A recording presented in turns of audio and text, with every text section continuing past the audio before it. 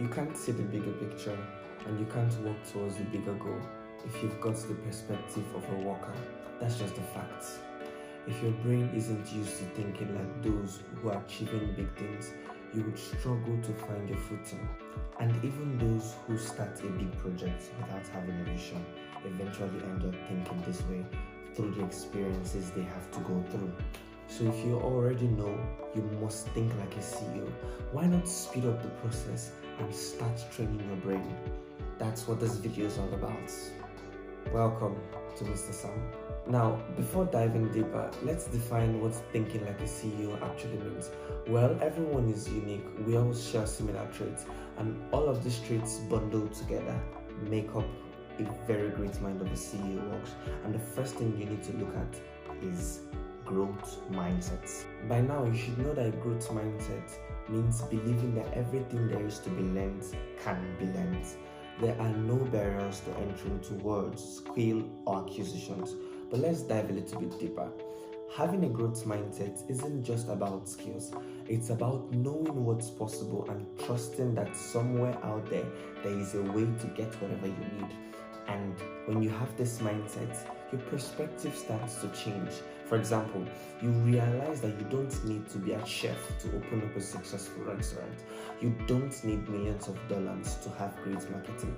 You don't need an MBA to start a business.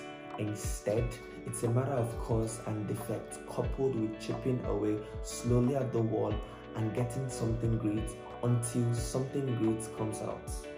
Michelangelo famously said, "Every block of stone has a statue inside it." That's the task of the sculptor to discover it. And this quote perfectly describes what having a growth mindset is all about. If you know and truly believe that something great is out there, it's only a matter of time till you find a way to get it. Having a growth mindset can set you miles apart from someone stuck in this is all to it kind of game. So, how does this growth mindset look in real life? Well, if you manage to sell something to one person, that means there's a way to sell something to 1 million people. If you manage to use £1, it means there's a way to get £1 million. If you manage to make one person laugh, that means there's a way to make a crowd laugh. As you can see, it all starts with that first small step. And after you take it, you realize that there's a way more out than there needs to be. Now, the next trait you always find in these CEOs is being proactive. Now, this means you don't wait for something to happen before you react to it. You make something happen, so everyone else needs to react to you. In the vast majority of cases, those who are reactive will always get to the top. Let's take a basic example of losing weight. If you suddenly have an event coming up in 3 months, maybe it's a wedding or whatsoever, and you realize you need to do something to look better, while you're being reactive, you find it harder to start getting in shape. And even if you do, it's more likely that you put the weight back on after the event because you are not in control of it. You didn't plan for this. An outside event made you do it and you only react to it. Your motivations are not in the right place. So you're rushing, you're panicking, you're looking for shortcuts and you generally do a poor job. On the other hand, when you're being proactive, being healthy is just a way of living your life, and outside events cannot push you to panic mode. Or let's say you've got a job and let's say unfortunately you let go. It happens often nowadays. So if you're used to being reactive, you'll probably pick the first job you can find, regardless if you like it or not, just to keep the rights on.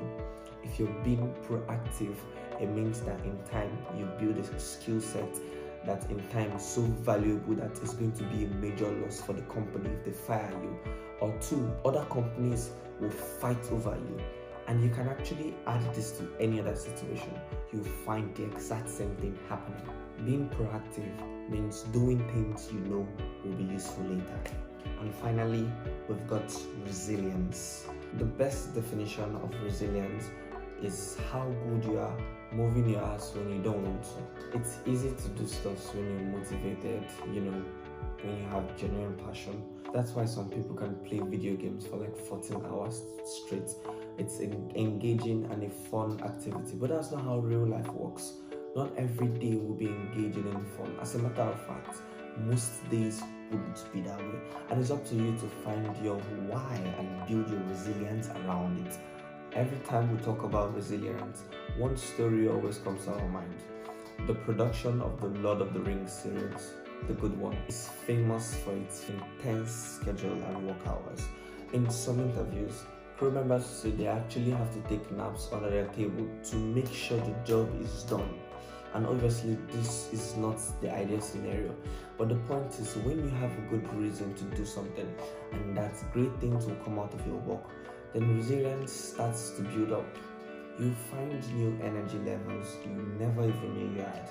Now, these are the three main traits you would most commonly find amongst top CEOs. Obviously, there are plenty more, but let's focus on these three for now. So, knowing this isn't going to do much for you if you don't start applying them to your life. This is where training your brain starts to happen. So the first thing you need to do is pick up a project in your life. Maybe it's something you'd always said you'd do, but you've never done it. Maybe it's something you're already doing, but you're kind of half-assing it and you know it. I suggest you grab a piece of paper and write it down. Then take a good look at what you wrote and then add 10x right next to it. So for example, if this project of yours is to get in shape, 10x might mean, competing an athlete. If your 10x sounds ridiculous, that means you're doing it wrong. The reason you're doing this is to force a growth mindset and to start developing. Like I would always say, the best time to start is 20 years ago. The second best time to start is now. Catch you guys later.